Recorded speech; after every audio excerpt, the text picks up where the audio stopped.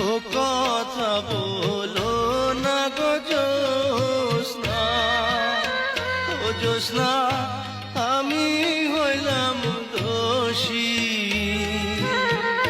সুখের আশা